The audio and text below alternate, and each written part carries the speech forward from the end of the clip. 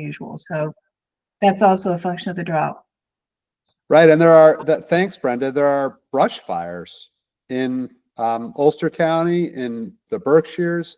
There are actually fires, wildfires. There was one I saw on the other side of the river that was like 50 acres that was burning. They got it under control, but that's not at all common for our neck of the woods, and especially this time of year, which is pretty frightening. To think about. I've got friends in the Northwest, Pacific Northwest, as I'm sure many of us do, and their weather, which they've taken for granted for a long time, very cool, very moderate, very wet, early, summer into summer, and that's totally, changed the last few years as well for them.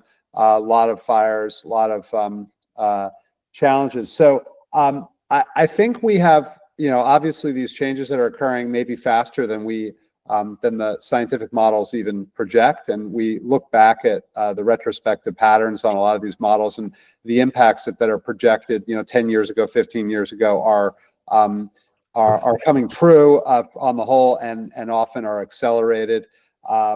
We need to kind of redouble our efforts locally. This is what we have control over directly and immediately.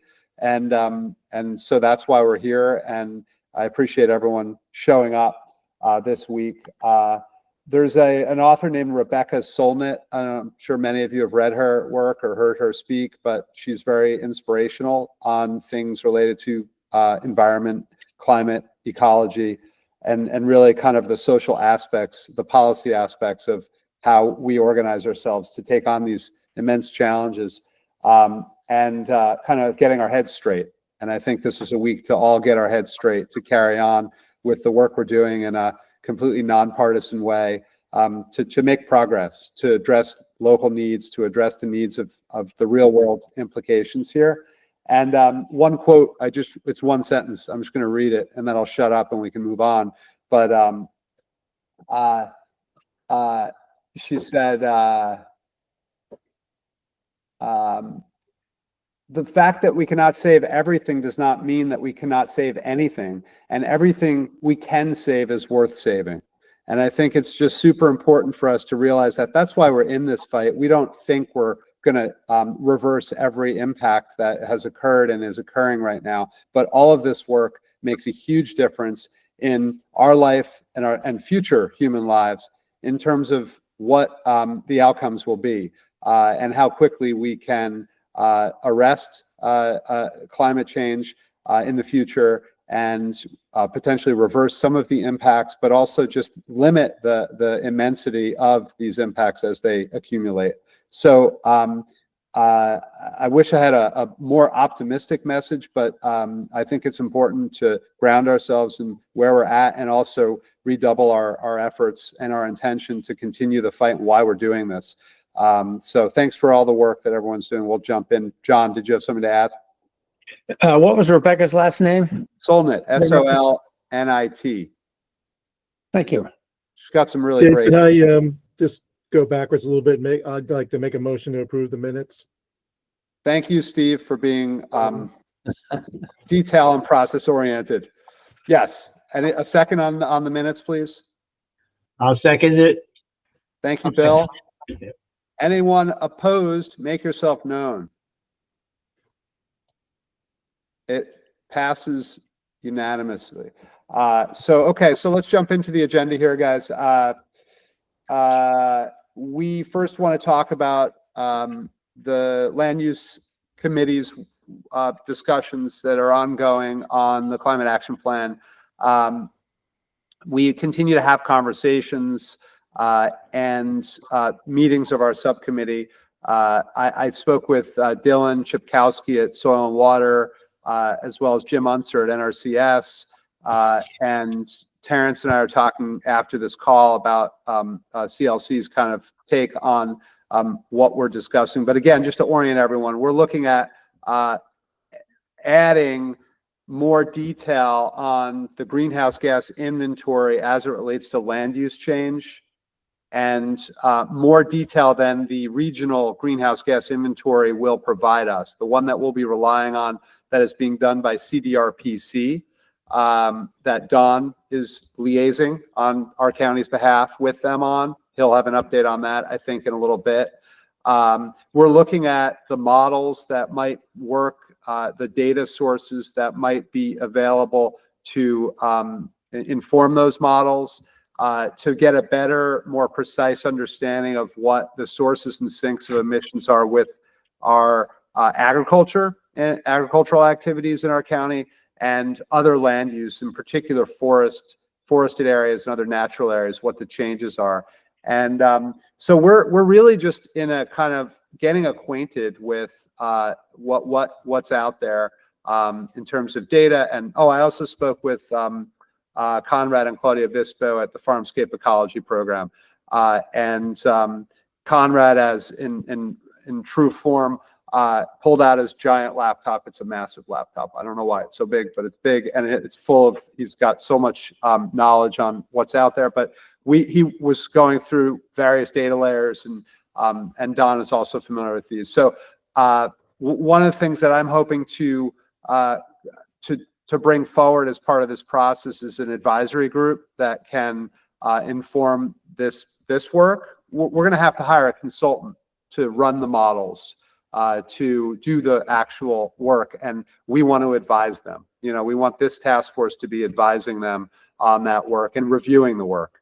And the subcommittee is kind of doing some preliminary not analysis, kind of orientation, I should say, right now. So we're prepared to make that hire and prepared to oversee that work. But I think, given that this is more than just an inventory, this is an analysis, this is a list of recommended activities on different farm types that will yield climate and other benefits that we want to delineate. This is a list of resources and technical support that we want to develop as part of this, potentially case studies from some of our farms.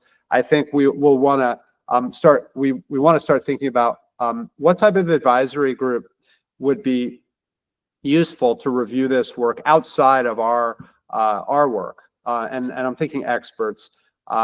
So I pulled up a list of kind of candidates, and I'd like to get people's feedback on that. And this land use group subcommittee will meet again, I think, next week, and we'll continue this work as well. I know Jennifer has some thoughts because she's planning on running one of the models with her class. Don has some thoughts here to add, and like to just open this up. But quickly, I just wanted to, before I do that, show just to give you a flavor of what we're talking about here. I'm just going to share my screen. Hold on a sec. I have way too many tabs here. Here we go. PowerPoint. Can't share. I have to get permission. If someone can give me permission. Anyway, it's just demonstrating some of the resources and information that are out there that we could be using. And I'm happy to share this. I mean, soil and water, NRCS, Farmscape Ecology, CLC, kind of the usual suspects.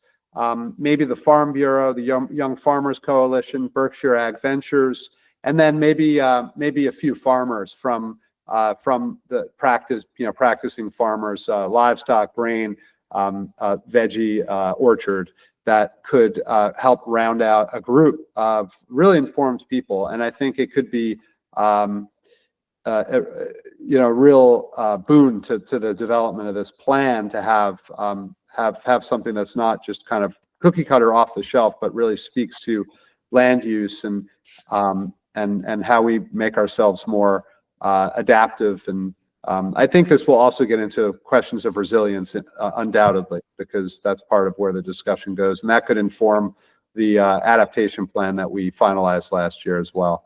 So I'm excited about this work, and just wanted to kind of open it up with that overview and see anyone else from the Land Use Committee have anything to add on this.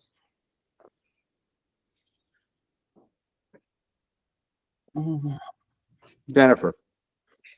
I'll just say super briefly with respect to a advisory committee. I know the person that I met with, Christian Malsatsky, who's the field crops advisor for the region. He's the one that's going to help me set up, help me figure out the inputs for the specific runs that I'm going to do with the crop model. But he's also suggested the Hudson Valley Research Lab in Highland. They're the ones that do orchard and veg crop sort of expertise for the Hudson Valley region. It's a Cornell lab. So that's who I'll be in touch with on the apple side, because of the top 5 crops for the county are corn for grain, corn for silage, soybeans, hay, and apples. And so we would be good if we can do some apple simulations as well. But anyway, I haven't contacted them yet, but hopefully someone from there that can help me with the inputs on apple management might be also somebody that could, if you're trying to put together an advisory list. So I'll let you know at the time. That sounds good. We'll continue that conversation next week as well. Yeah. Yeah, that's great. Cool. Thomas and then Brenda. Yes, I would just recommend speaking to Will Yannick of Green Yeah, Acres right. That's a Farm. good idea. Yeah. Oh, you have that? Okay. Just No, wanna- I mean, I know Will. He's a friend and someone I've spoken to over the years about these things. That's a great idea. He's always an important person to have as part of these discussions. So he would be kind of at the top of the list of the farmers that we should be reaching out to, I think. So thanks, Thomas. Okay. Brenda. I also have a general question about the greenhouse gas inventory. Can I ask Yeah. that now or later? Go ahead. So the problem that Philmont had when we were doing our inventory, we do have a substantial school bus facility within the village boundary, but that didn't get counted. So my question is, are you counting emissions from school buses in the county's inventory? Yeah, I mean, I can't speak to that specific question. I can't imagine we would not be counting that. And I can't address why it wasn't counted in Philmont. Oh, I can answer that because it's not, it falls through the cracks of a municipal facility. So it could not be counted in the municipal greenhouse gas inventory. Oh, okay. Well, what we're doing is a community inventory, which should capture all of the emissions from transportation in the county.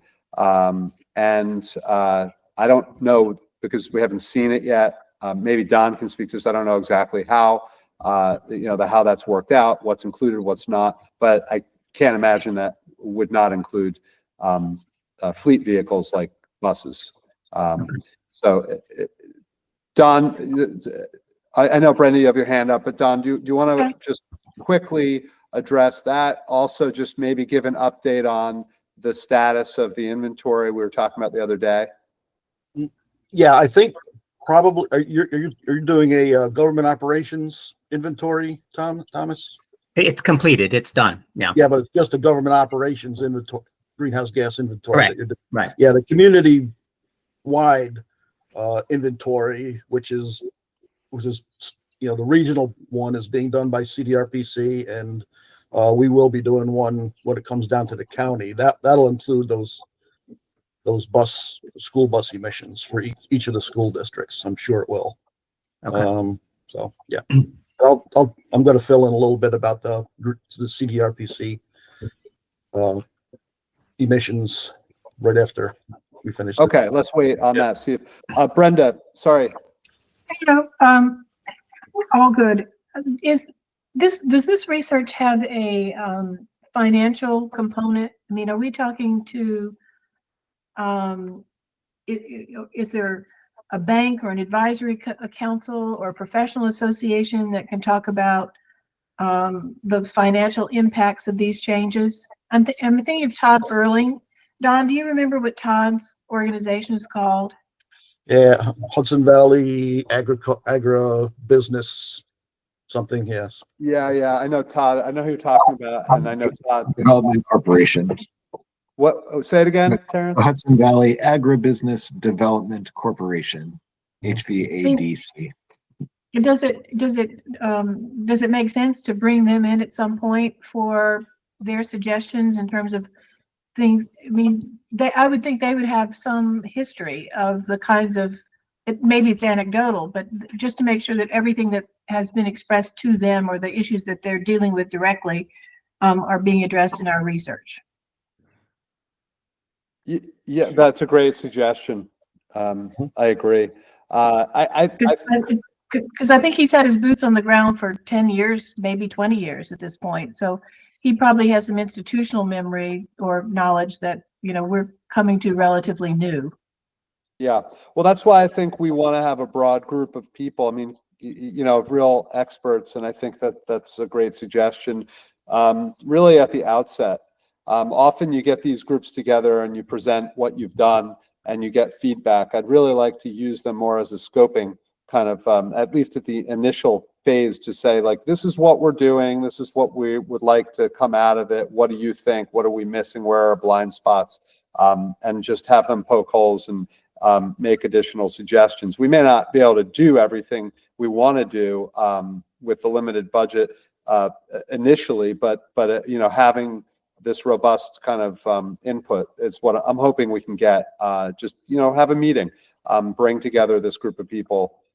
Once we have the grant, once we're about to put the scope of work out, before we do that, the RFP rather, before we do that, before we hire someone, just to kind of say, this is, and come back to this group with it too and say, this is what we're thinking. Now it's been informed by a broader group of folks, stakeholders.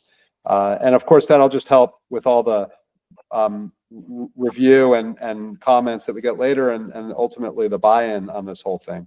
So I don't want to go down a rabbit hole here, but I was also thinking about USDA and is it the Farm Credit Bureau? Where do farmers go when crops fail, or they need money for, to seed a second time or something? And what are the guidelines? What are the things that those agencies who distribute cash, either through loans or grants, what are the guidelines for those decisions? Yeah. Fascinating. How are climate impacts affected? Right. What's the relationship there? And I don't know anything about that. That's really interesting. But I think farmers, that increasingly that's going to be an issue for farmers. Is money. How to keep doing what they're doing. Yeah. It's just going to get that much more complicated and expensive to farm. And for all of us to carry the costs of the failures collectively. The price of food, the tax dollars going to crop insurance, all those things are real costs that people need to be aware of when we're, dealing or not dealing with the climate challenge as a whole. Jennifer. I think John raised his hand first. Oh, okay. John, sorry, I missed you. You're muted. Can't hear you, John. John, you're muted. That makes sense. I wanted to make the connection between housing, agriculture, and water, the water table. So there was a piece in the New York Times a couple of days ago that Bruce Frischkorn, or whatever his last name is, distributed. And there's these FEMA charts where you can identify by county, any place in the country, the level of resilience and the level of risk, which are not necessarily, they're obviously related, but not the same thing. And Columbia County, of course, is low risk, not the lowest category, and high resilience. And the implication, the way they're using it in developing these hedge funds is to invest in housing in low risk, high resilience towns, cities. And so that means that there's going to be a lot more building in the county and pressure on housing process. And that's going to be more water. At the same time, if we're not protecting forests adequately.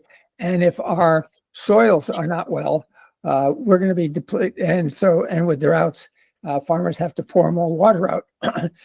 There is this vicious cycle about water. And I mean, I think that the community, the community inventory, it's important that we recognize the threats, even though we may be in great shape. And I don't know how great shape we are in terms of our water tables. But I've heard of people having to, drill wells and all. Any case, I just wanted to get that connection in the play of sort of background issues that we want to pay attention to, and they're also intricately related. That's all. Yeah, John, can you put that article in the chat? That would be great. Sure. Thanks for bringing that to everyone's attention. It is part of this picture for sure. Okay, so the Land Use Committee will continue to do this kind of due diligence, initial kind of look and planning so that we are ready. And if anyone has any thoughts on other farmers or organizations or individuals who might be informative to this kind of work that's outside of this group, please let Don and me know. And we'll, carry on. Parents. Hey, Dave, sorry, it just occurred to me. I don't know if you mentioned the Agricultural Farmland Protection Board. Denal's a member, but probably having somebody from there on there, they're really attuned to what's going on in the county. Thank you. Yep. On the list. Brenda. And just following up the last two comments, have we considered looking at zoning laws to see if better soils, if local towns have zoning regulations that protect the better soils in their towns? Because I'm just thinking about what John said, where many of the towns and villages in Columbia County are becoming pro-housing communities, which means that they're all going to be developing housing at some level. And, are we ensuring that that's being done in clusters or in areas where there are less productive soils? And is that something we should be thinking about?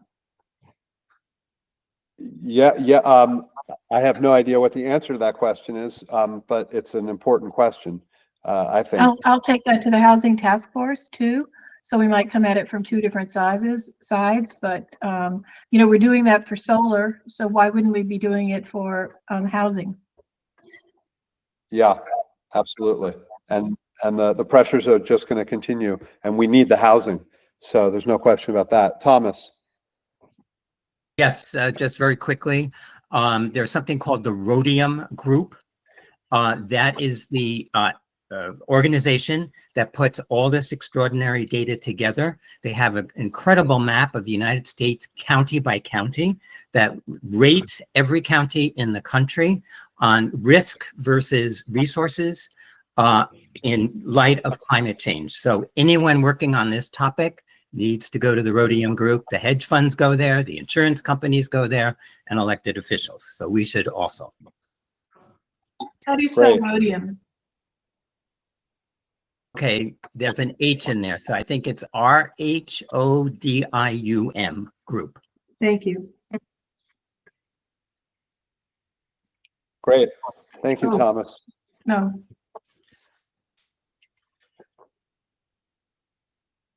Okay. To be continued. Thanks for everyone's input. What's next on the CDRPC conference? Don, you want to give us an update on that?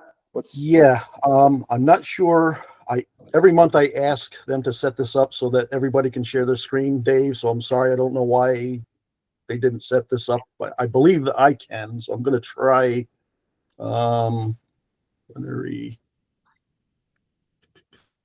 Let me see. Window. Here we go. All right, so I can share mine. I don't know why you can't, Dave. I'll inquire about that next time. make sure that we can each share our screens if we want to. But anyway, Steve Powers and I were both at this Capital Region Climate Action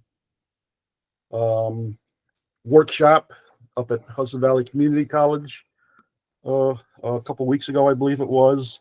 And I just wanted to share just a few. I'm not going to go through the entire presentation, obviously, but there are a few interesting slides that were presented at the initial plenary session that I think we should just take a look at here.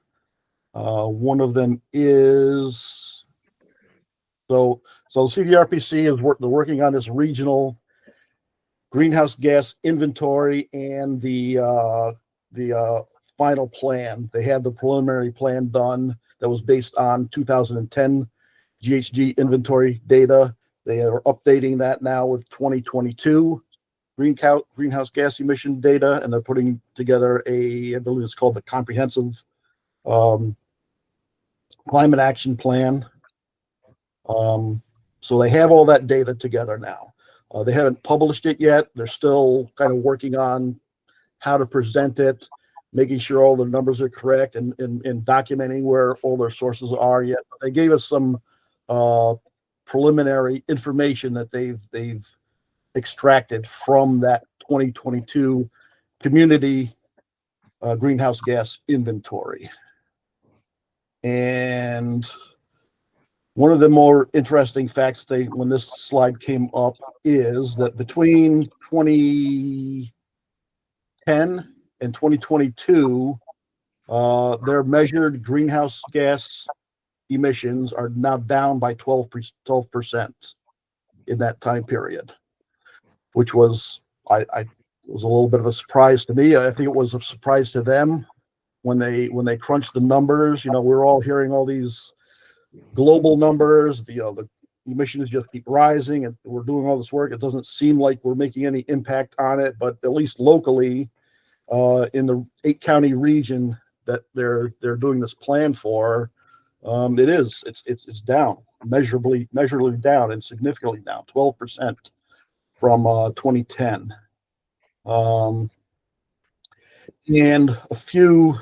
also, combine that with the fact the population grew by 3% over that same time period. So higher population, lower greenhouse gas emissions.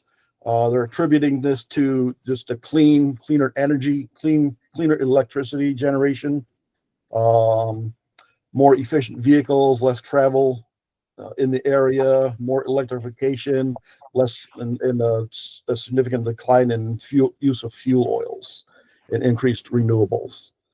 They also mentioned that this particular region has the cleanest electrical grid in the nation, I believe.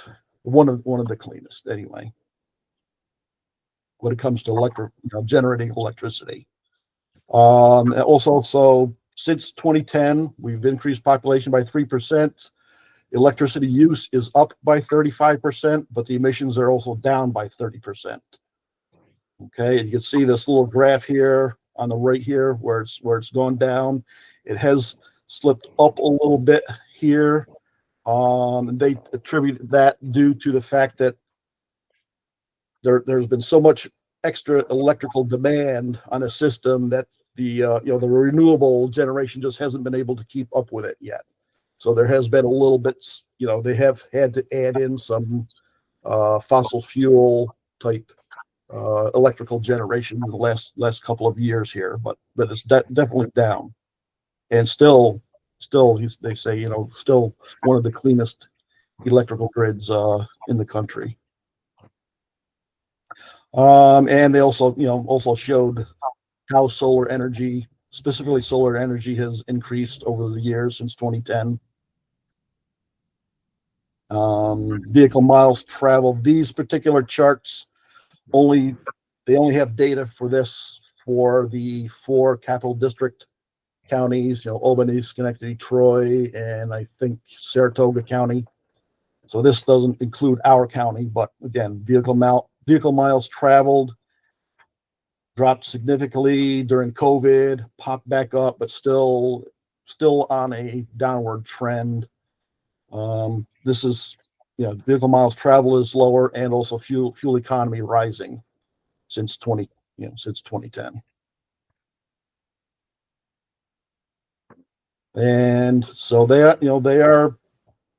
should have this greenhouse gas inventory finished fairly soon. I don't have a specific date on it yet, but their initial goal was to have it by 2030, have a reduction of 12% in the region. But we've already got that here in 2022. And the ultimate goal is going to be a reduction by 2050 of 66%. And they go through, these are just some of the things that they intend to include in the plan when it's published. Looking at buildings and residential, looking at different measures that we could apply when it comes to trying to reduce our greenhouse gas emissions, transportation, wastes, agriculture. They don't list them all here, but they've identified 18 different measures that they think agriculture could implement to lower their greenhouse gas emissions, including nutrient management, crop rotations, changes in methane use or reduction of methane, soil amendments, agrivoltaics, healthy soil, et cetera. They don't list all 18 here, but I think those are the top ones that they've kind of identified. And next steps are, once they have the inventory sort of finalized and published, they want to engage us a little more directly on, what are these measures that may apply specifically to us? How do we want to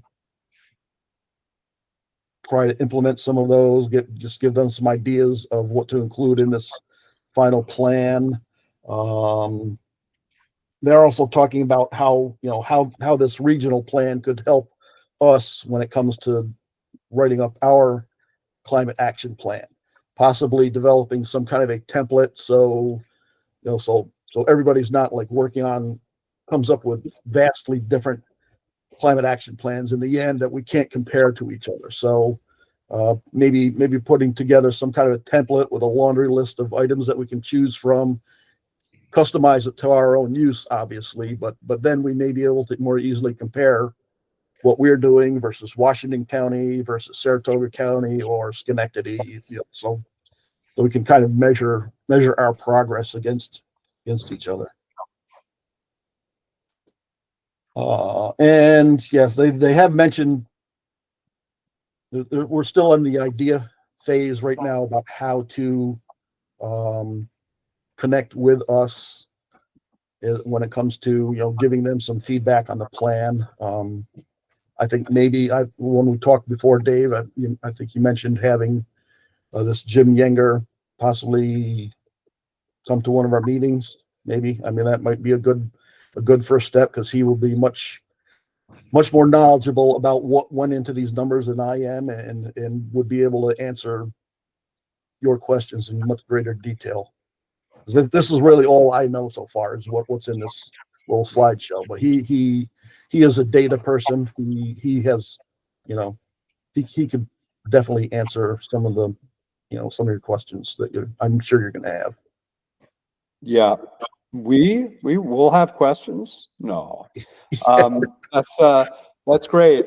Thank you for the update. I have a bunch of questions that pop in my head. Jennifer, I'm sure you do too. I see your hands up.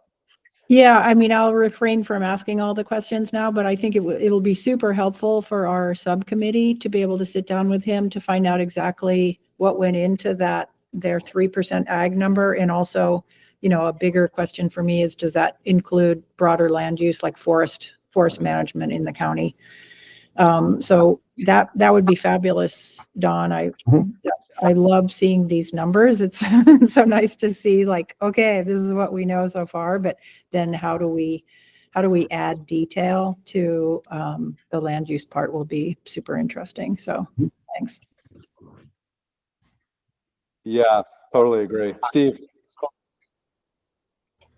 Hey there. First, I wanted to commend Don on an excellent presentation at the workshop on the CSC and CEC programs that the county's doing. And also, I saw that a note, I'm sorry, I don't remember who it was, asked for the slide bank to be shared. I would ask if, Don, can you share the whole email that came from CDRPC, because it has all the other presentations, slide banks in there as well, which I think might be useful. Yeah, I'll send out the link and you can access all the presentations that were at that workshop. Yeah. Yeah. And this one is right at the top of the page. So, yeah. And one side comment that I had during my panel, which was just on the CEC, at the end of it, I think the Albany County and the Schenectady County guys sort of trashed the CSC program. Here they are on the panel, and so, you know, their whole thing was, well, we don't get any money from the CSC. We only get, you know, a plaque and bragging rights. But so I raised my hand and I pushed back a little bit and I said, look, you know, it may be different at the county level for you guys or for big towns, but, you know, it is a very successful program from our standpoint, and we do support it a lot. And they said, oh yeah, okay. But Yeah, you know, it's too bad that in a public setting they're doing this. Not very constructive, I would say. Yeah. The kind of thing you can just keep your mouth shut if that's how you feel. But anyway, thanks, Steve, for that update, and Don as well. Yeah, I mean, a lot of questions. Just to kind of repeat a little bit what Jennifer said. I mean, I have seen numbers nationally of 8, 10, even higher percent of agriculture as a contributor to emissions. So I'm curious, like, where does 3% come from? We've got that much less agriculture as a whole, maybe fewer CAFOs, I don't know. So that's interesting. Why is it that the goal is a 66% reduction by 2050 when the state has an 85% reduction target with 15% offsets for carbon neutrality? Why is this region aiming for less? That's especially if we're also ahead of, you know, we're declining. I don't know if we're ahead of schedule, but you know, a lot of questions around what you know, are they capturing everything? That's a great optimistic picture that things are declining. I don't even know if it's optimistic, to be honest. I don't know what our targets are to get to carbon neutrality, but it's better than emissions staying flat or going up, certainly. But does it capture everything adequately?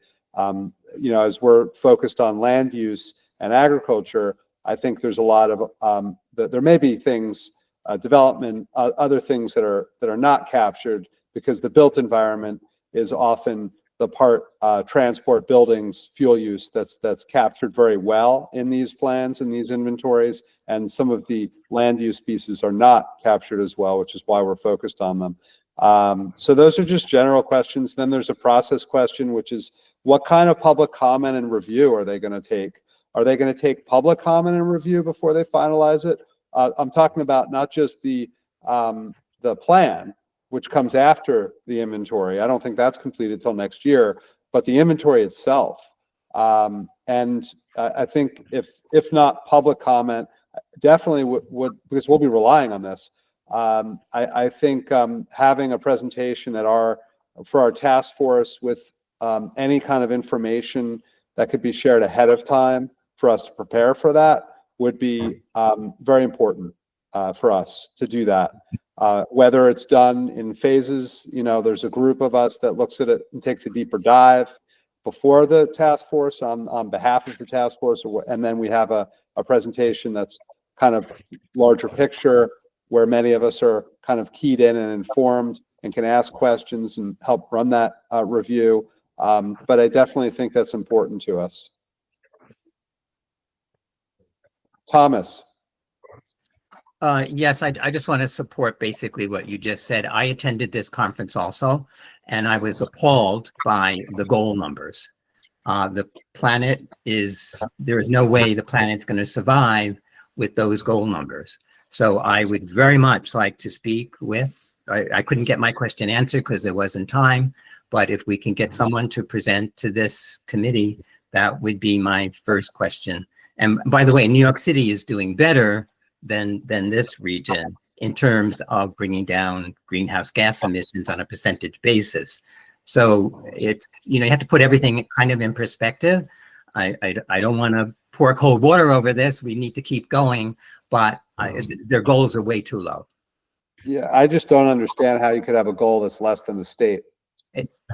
Exactly. It doesn't make any sense to me at all. I don't know how they came up with a number, Dave and Tom. I really don't. I assume they kind of evaluated what the sort of the implementable measures that they have outlined and did some math and that's the number that they came up with. That was just it made, maybe they think that's a more realistic goal as opposed to, Well, that sounds more like a trajectory than a goal.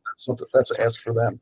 Maybe that's the trajectory they think we're on. That would be the least painful, but the pain to the farmers and all the others is pretty high. So anyway, that's to be continued. I mean, we need more information, but do you know anything about the process of review and input? Have they talked about that, Don?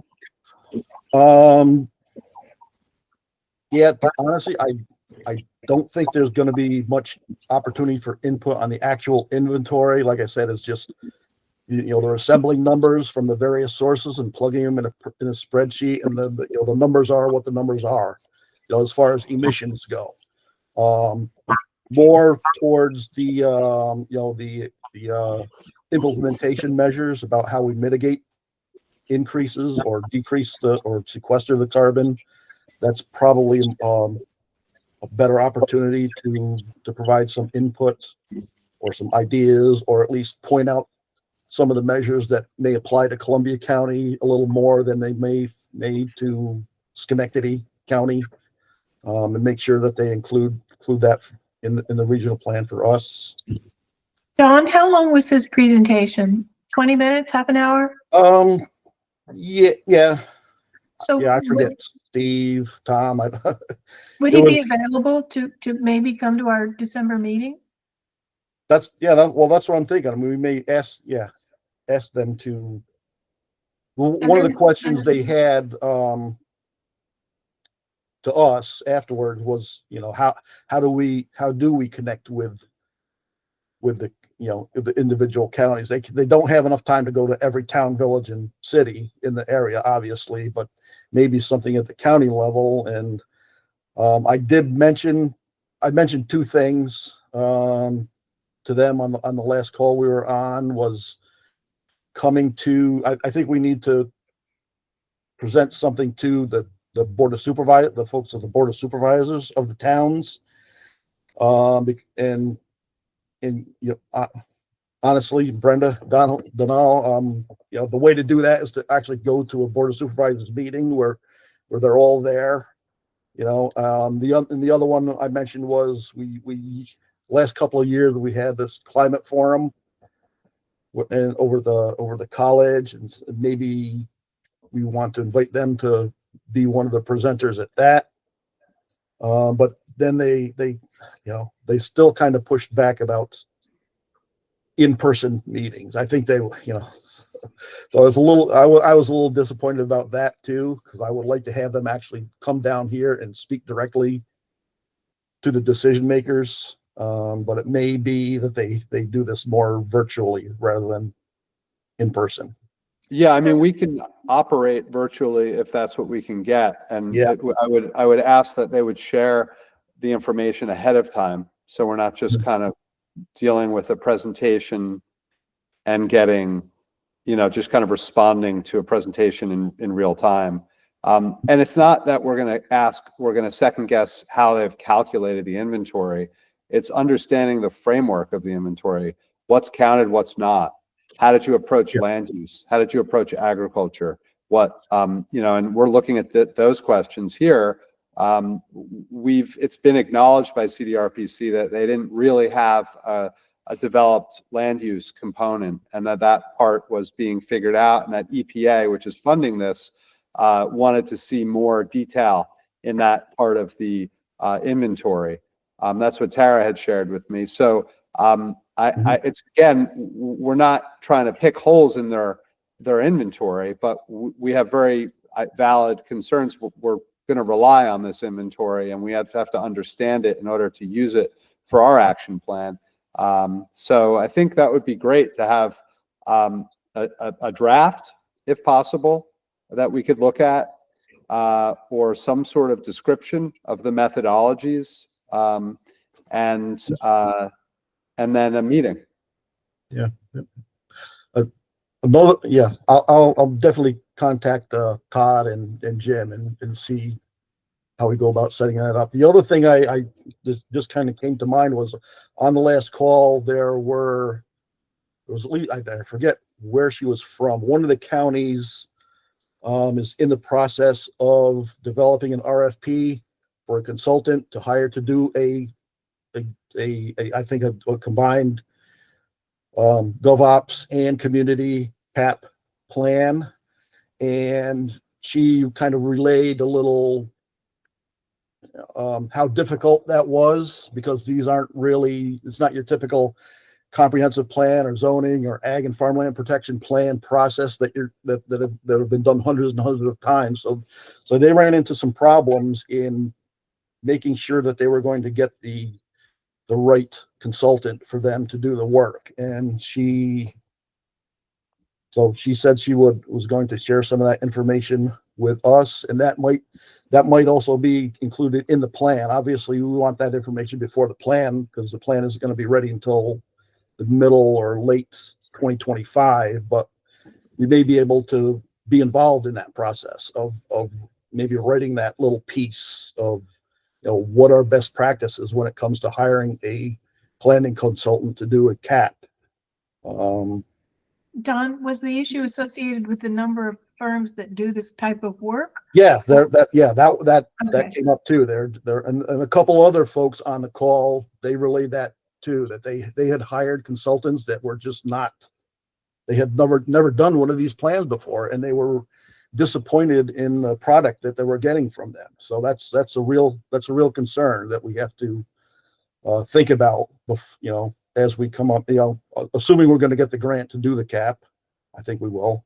We're going to have to put a lot of effort into making sure that we get a consultant that knows,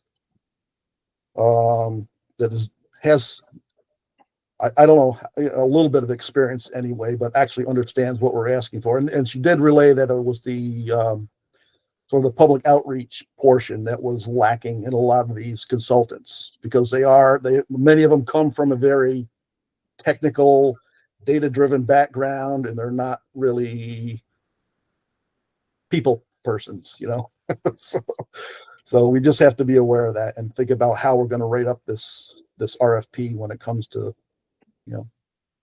what's the scope of work for this consultant that we may hire. Yeah, and we talked about this previously. Perhaps we have to hire 2 different consultants, maybe 3.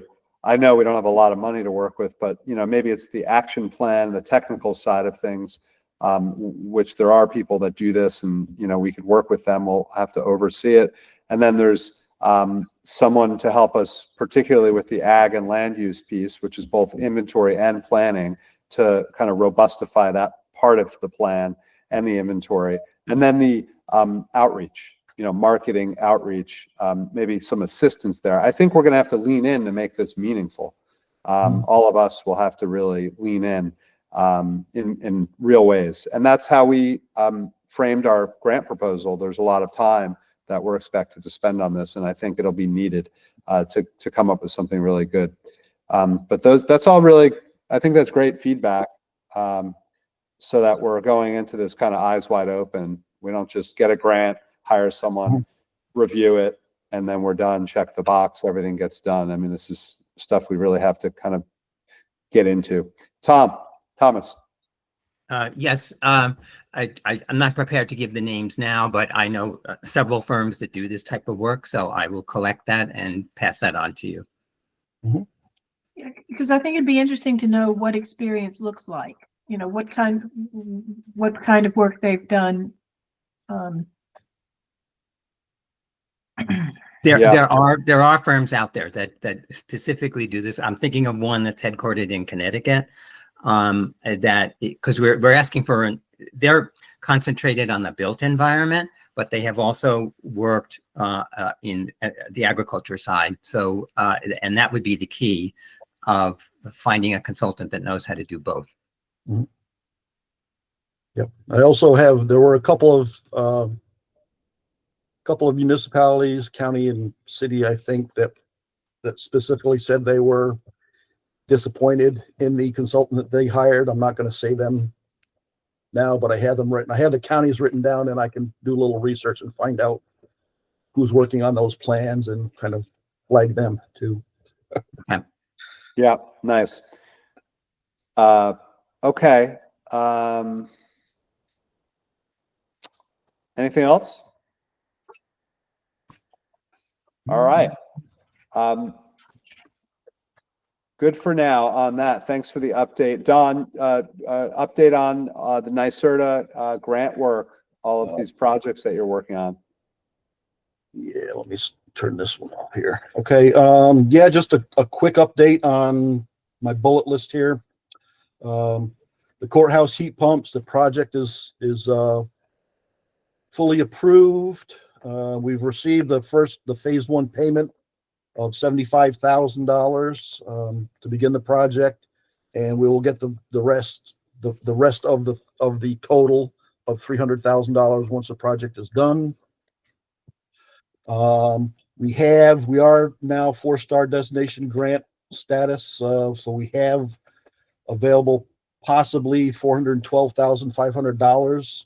We have the resolution and the letter of commitment that were signed by the Board of Supervisors, but for some reason we are still waiting for an email from NYSERDA that says, yes, we recognize that you're 4-star and you can submit your application. That it's been over 5 weeks now since we hit that threshold, and they sent us the email that we did meet the threshold, but now we have to wait for this email from NYSERDA that says you're ready. Yes, we recognize that you're ready to send in the application, and I don't know. NYSERDA, it seems to be going slower and slower and slower the further along we get. My assumption is that the money is getting tighter and tighter and tighter, and they just want to make sure that they don't over promise what the grants can be. I don't know. That's just a total guess on my part, but they just seem to be, going at a much slower pace the last few months than they were previously. So let's see. The other thing, there is a focus group Zoom meeting on November 19th, which to discuss the future of the Clean Energy Communities program. It's kind of been up in the air of where that's going to go, whether it's going to be refunded or whether it's going to be moved over to DEC, or if it's going to be combined with a climate smart communities program in some way. Unfortunately, it's full. So by the time I answered the able, which for some reason landed in my spam folder, luckily I saw it and pulled it out, and I responded immediately. But both of the Zoom calls that day are full. But I'm on a wait list, and hopefully I don't see Hallie, or Tara's off, but I don't see Hallie on here on the call. But hopefully she'll be a part of one of those Zoom calls, and we'll be able to inform us on what some of the ideas are moving forward with that. Did you tell them who you are, Don? Yeah. Oh, yeah. They know who I am. Maybe that's one of the reasons they don't want me there, Dave. I don't know. Hopefully you get on. Yeah. That'll be interesting. Kara. Hi, Kara. Hey, Don, we had our CAC meeting for Copake this past weekend, and we were told that because of the NYSERDA grant funding, that they were going to they're changing their whole program, so that's why they're having the delays. You may know all this before. I didn't know this, but they said that they're going to invite us to apply for our funding, even though we have this certification. We have, a Bronze Star. I think that's what it is. So it's a little frustrating because we're not really sure what's going on here. And they did say that they were going to be, I don't exactly understand how they're going to process it. We should still get the funding, but they did also say that, disadvantaged communities will have priority. Copake isn't one of those, and I'm not exactly sure what the requirement is for that, but I just wanted to convey what I had heard. Yeah, well, that's what we're waiting for, is the invite to apply, we got the email that says, yes, you qualify for it. Yeah. But then you have to get a second email that invites you to apply for the grant. That's exactly what we heard. taking so long for some reason. And they're not thinking anything before January. So, Yeah. Okay. Sorry, Steve. We were able to sign up for the November 19th meeting, so Okay, good. I will be making my concerns known. Don't worry. Great. Thanks, Steve. Thomas? Yeah, I was out of the country when I got the email, but I did try to tell them who I am, but I didn't get in either. So I'm glad that Steve will be there, and Great. look forward to what you have. But Philmont is having the same experience. We're now 3 different grants that we're supposed to be getting, but they're in different, each one is in a different status, but including one that the money is just sitting there. They already told us that it's yours. It's just sitting there and we can't get it. And it's holding up our decarbonization study. So it's a real problem. Brenda? I did attend one of those seminars, I don't know, 6 or 8 weeks ago. And the trend in the conversation seemed to be about going for projects with more bang for the buck, i.e. larger areas. So Steve, if you're on this telephone call, I really think we have to emphasize the fact that small communities, this has been provided an opportunity that small communities would not have had otherwise, because usually we're disadvantaged when it comes to these kinds of funds. And if we can just keep that in front of them every opportunity we get, I think that's very important. And I'm wondering if there's any way that we as a county task force could maybe reach out to the local task force to see how much money we have pending and how long it's been pending, so that we could, advocate, for this, to be moved. I know that Ghent got an invitation to apply this week, so it appears that something is going out or something is moving, but we're in a similar situation. We've been told that we qualified for 2 amounts and we're waiting for the next level to move forward. So maybe it would be useful in terms of advocacy to know how much money we have outstanding in the county. Yeah. Sounds like a smart thing to do. so should all, I'm happy to go ahead and send that information over for Copake. I mean, we should all do that. Don, do you yes. have a master email list of everyone? Yes, I do. I'll send out an email, but also, again, Tara and Hallie, neither of them are here. They get all those emails too. Right. So they may have that information at their fingertips, or what's. But Tara's emails are still coming back as away. She's Yeah. on maternity. I don't think leave, she's so- reading emails. Yeah, but Right. Hallie, I'll ask Hallie if she can. Okay. If she can Great. provide that, possibly. But I think that would be worth advocating. Now that the election is over, we can also reach out to our assembly persons and senators and let them know that we understand this program will be changing in January of 2025. We have these projects outstanding and we hope they'll be funded before, because we don't want to lose our place in line, particularly if we're going to be less competitive in the future as a small community, as small communities. Yeah, I mean, these programs have been really important in our communities. We've had disproportionate amounts of the funding in this region because of the activism and the concerted effort by a lot of people, a lot of folks on this call. So, being able to make that case strongly to our reps is a great idea. Thanks. Don, maybe when you hear back from Haley, if you could please send an email out to us so we can Oh, yeah. also act as advocates in our when we have the opportunities and we're informed as to what those numbers look like. It'd be nice to know what the totals are. We've seen them in the past. I know Tara has presented them, but like what we've gotten through CEC and other funds, other related funds in our towns, in the county as a whole, how that relates to the region. All of those things make for a compelling case as to how important this program has been for us. Thanks, Don. Mhm. Jennifer.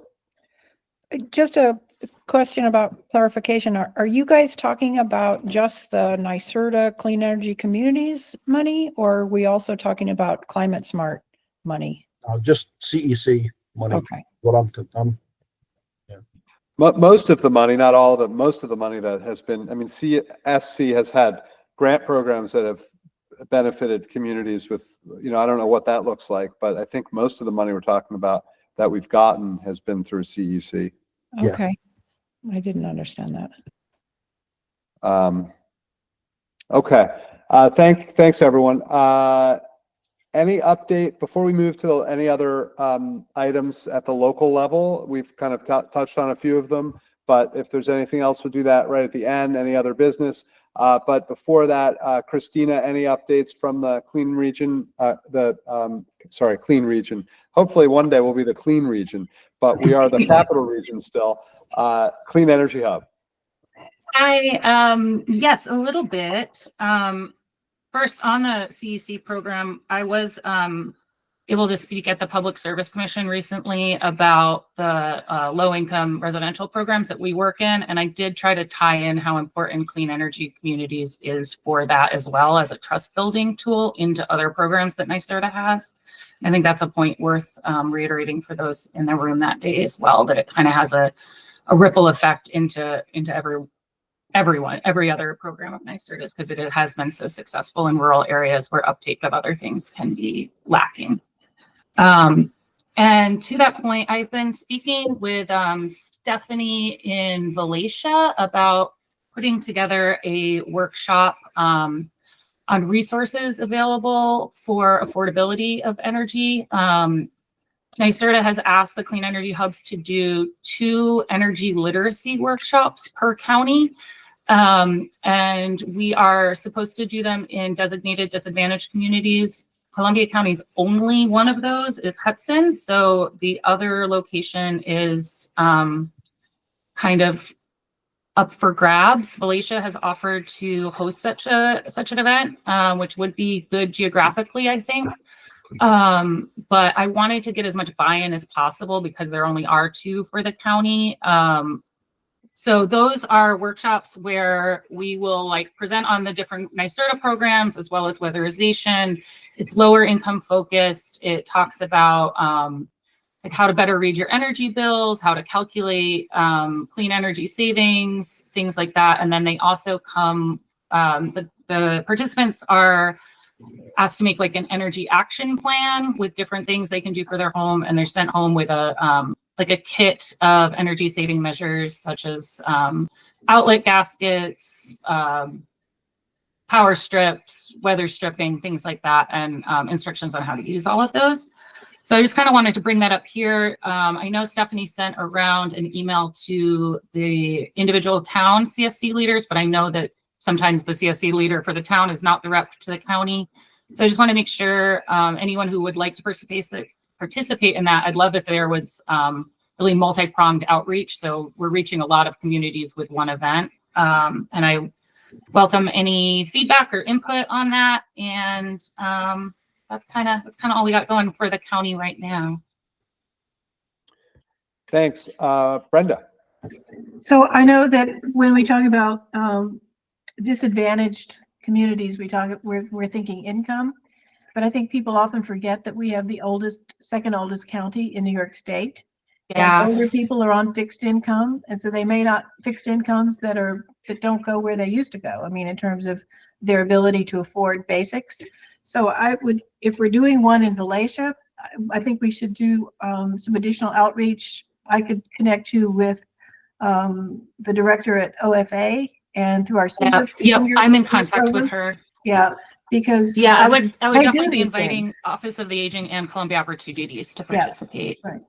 But also the congregate meal sites. I mean, we have 15 people that are here at lunch every week. There are others that are larger. These are resources that they need. You know, they're making tough choices around the Yeah. cost of energy, and let's let them find out how to live better quality lives. I fully agree. Yes, and I have brought up many times to as many meetings as I can where people are talking about that designated disadvantage community map, how it just really does not translate into working for rural areas at all. So they're hearing that all across the state, but it doesn't seem to have changed yet. I don't know who was next. Steve, Thomas. I just want to put in a plug for Philmont for the second presentation. Philmont has statistics that are lower than Hudson in terms of income. We can't, Tom, I'm sorry, not to cut you off, but like it's required that it be in the designated DAC, and because Philmont is so close to Hudson geographically, Okay. Hudson will be the Southern Columbia County one. Yeah. Okay. All right. Fine. Sorry. Yeah. I am with you, but the Has rules the are the highest rules. percentage of renters in the county, Mhm. and they don't get information. Okay.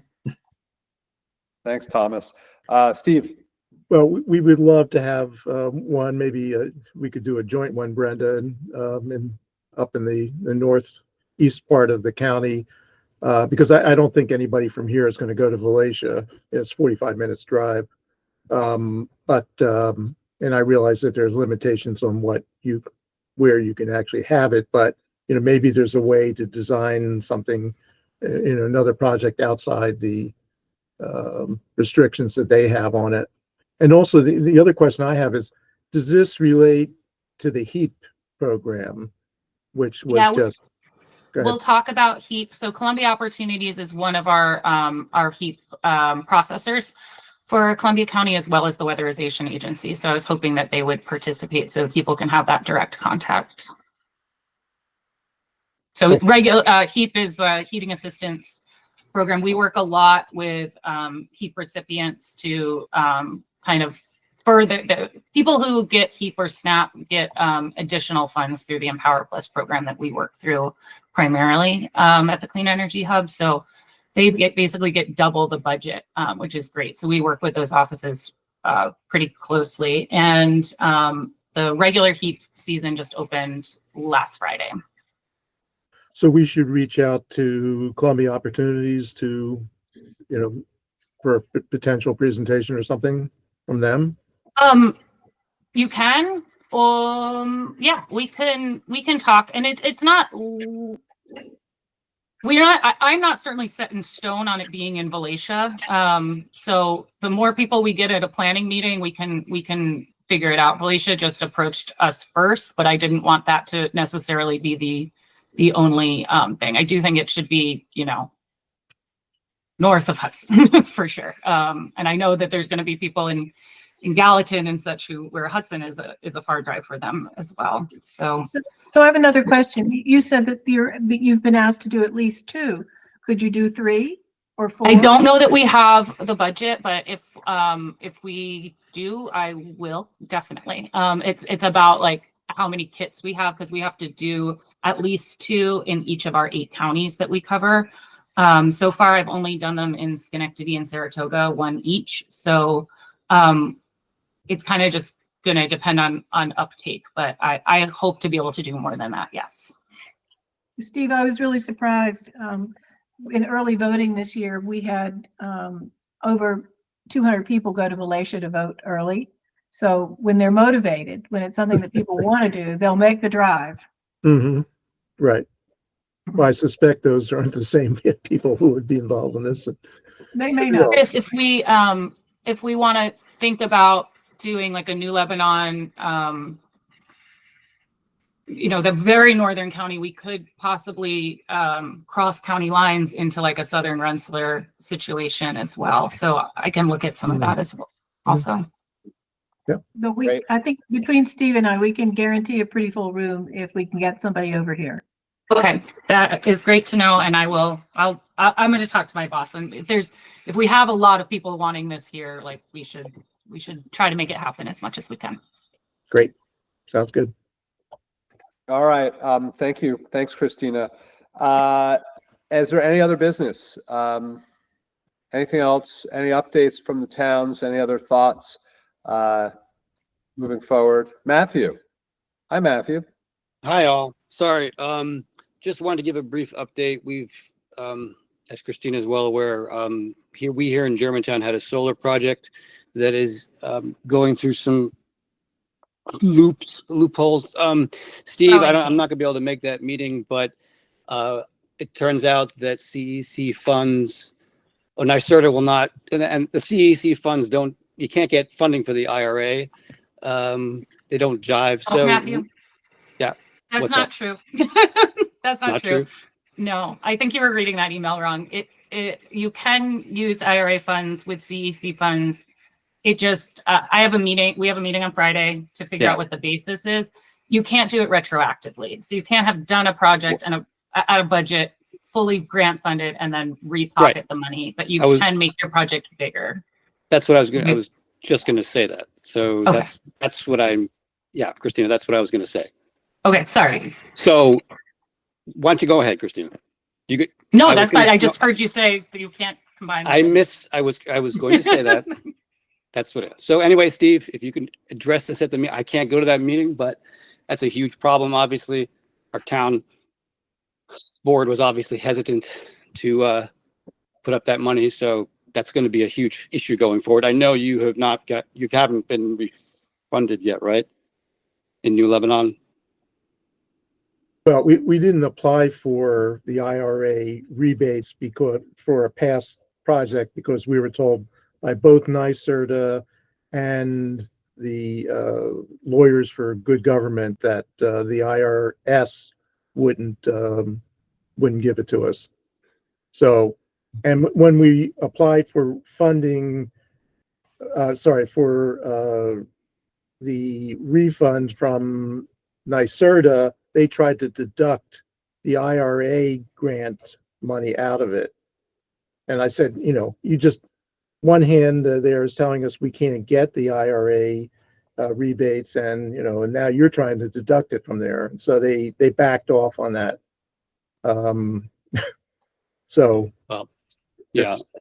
chaos. Yeah, and that's what our town board, and so our project is as a consequence is going to be smaller. But as Christina mentioned, we have a meeting with NYSERDA next week, and we're going to try and iron this out. But just something to be aware of. Yeah, well, good luck with that. That sounds challenging. Because I'm confused, David, are we talking, Matthew and Steve, are we talking about the 30% federal incentive? Is that what you're referring to as an IRA? Yes. Okay. And you're saying the issue, Matthew, is with previous projects or projects going forward, or both? Well, I mean, if the program wants to succeed, this has to be clarified. So it's a new program, so these issues have not been ironed out. So going forward, I mean, you said the CEC is getting potentially renewed in January. I mean, this is something that has to be addressed because as a small town, small budgets, it's going to be a huge issue. Going to town boards and asking for this big lift is a huge problem. So. Okay, thank you. Yeah. Don, did you want to speak to that? Or well, I have another. I just want to fill in something else. Okay, let's pause on that. Christina, you have your hand up? I can't tell. I've been working on this actually all week through Clean Energy through the Clean Energy Hub because of all the issues that we found in Germantown. So I've met with Anthony Ferraro from the IRS as well as Haley from CEC, and then I'm meeting with Ellie Kahn, who's the head of the CEC program. So Haley and I are going to try to make a 3 guidance documents together for the 3 paths that most municipalities are taking: geothermal, solar, and EV stations, that just kind of have different questions you want to be asking yourself from the beginning to make citing and everything else easier. So I don't have a timeline on that. We just kind of figured out what we think we need to do yesterday. We'll also be talking to Rewiring America. We're hoping to have this be a much clearer process from the beginning and less speculation. Great. Thanks. Keep us updated, please. Bill. Yeah. Hi, Bill. Hi. I just wanted to interject that the Kinderhook Library and our Climate Smart Task Force is sponsoring a clean heating community forum at the library on November 14th at 5:30 p.m. It'll be basically focused on air source heat pumps, I believe, and the rebates that are available to consumers. So we'd like to see if anybody's interested. I can have that information, or Don maybe could pass it on to everyone so your communities can see if they're close by at that date and to attend. It's going to be held by Dana Grover, who is a consulting, I don't know, Christina, you help me out with that. What is she?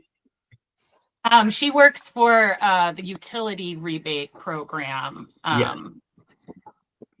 Okay. She's And great. she's given us a little blurb on it. She's going to provide, certified contractors for the heat pumps, et cetera, and what type of rebates are available and how people can get them, and the value of clean heating in a home. That's about it for me. Great. Thanks, Bill. When is that? November 14th at 5:30 p.m. at the Kinderhook Memorial Library. Great. Thank you. Don. Yeah, just a couple things. Kathy Schneider couldn't be here today, so she just wanted me to mention that Town of Stuyvesant has received, they have a $10,000 CEC grant that they are going to install a couple of heat pumps in 2 rooms of their highway garage. And also, I get these phone calls from these community solar folks once in a while, and one of them that calls quite often is Solar Simplified, and they just wanted me to relay that they have capacity, solar capacity in the NYSEG area and National Grid area. I guess they just came upon some extra capacity in the NYSEG region. So if any of your towns are supplied by that company and you are thinking of doing some kind of a community solar campaign like the county did in the past, if you want me to pass your information, your contact information on to them, I will do that. But I don't want to do that unless you ask me to. So, because they are quite persistent. Once they get your name, they call quite often. But if you're interested in if your town or villages or cities interested in a community solar campaign, let me know, and I will pass your contact info over to them. Sorry, Don, what was the name of the company again? Solar Simplified. Okay, thanks. All right. I think that's a wrap. Anything else? Laura. Hi, Laura. Hi, I just wanted to mention that in Volusia, we had our last River Street Park cleanup November 2nd, the last one of the fall. We'll be doing more in the spring, and we'd love to have anyone else come help us. We are controlling the bittersweet, the Asian bittersweet that has really grown pretty rapidly throughout the park. We've seen great progress, and we've planted some native trees also in the spring that, despite the drought, we have a number of them that seem to be thriving. So I just wanted to report on that. And also, Christine, I'm glad you talked about the energy preparedness, that Stephanie is interested. I'm sure we'd be happy to work with anyone, people in New Lebanon, Steve and Brenda, whatever. If you want to have it more north, that would be fine. I think Stephanie would agree to that too. You might have better facilities for us to use. So if anyone else is interested, please contact Christina or contact Stephanie, because we'd really like to work with others to make this a good presentation. Thanks a lot. Yeah, Thanks, Laura. let me know soon. Like, just give me or Stephanie an email, and because we want to start a planning meeting sooner than later and get this kind of scheduled before it gets too cold. Great. And a quick pitch to the land use subcommittee folks. I sent a doodle poll before the meeting, right before the meeting, to please tell us your availability for next week so we can try to get something scheduled to keep that momentum going. Thank you, everyone. Stay calm, carry on, keep up the good work. And thanks for taking some time out of your day for this meeting. Appreciate it. Last Thanks, note, everybody. David. Oh, wait, sorry, hold on, hold You know, on. this is for you. I just want to let you know my red bud trees are very happy. Oh, good. Despite the weather. That's great to Yes. hear that, because red bud, I don't know if folks know, but they have red heart-shaped leaves. We could use a little love right now. Yeah. That sounds just good. They Really were good. beautiful trees and they're very happy. So thank you. Thank you, Brenda. Appreciate Bye, that. Good way everybody. to end it. Bye, everyone. Thanks, everyone. Bye.